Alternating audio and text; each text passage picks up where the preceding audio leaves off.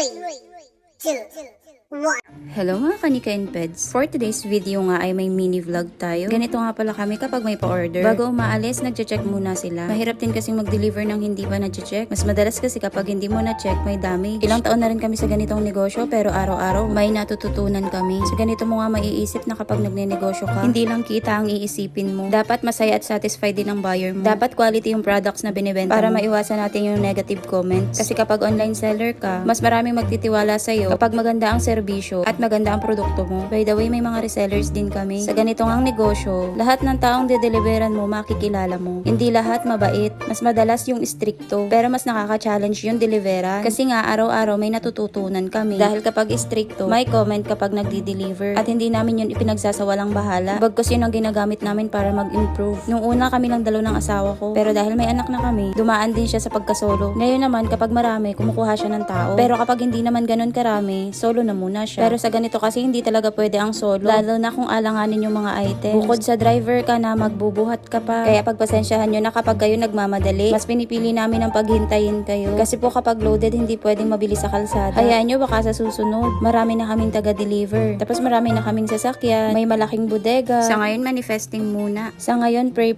muna. Darating din yun. Hindi kami malakas na seller. Pero nagpapasalamat kami sa lahat ng tumatangkilik sa amin. Sa mga direct buyers, sa mga resellers, pamilya, kaibigan, at mga dating kakilala. Kahit hindi kayo bumibili, like and share, masayang-masaya na kami. Sana marami pa tayong blessing na makuha ngayong 2024. Sana lahat tayong online seller ay magtagumpay. Hindi naman to unahan. May kanya-kanya tayong timeline. Kaya sipag lang, magbubunga din yan lahat. Hanggang dito na muna.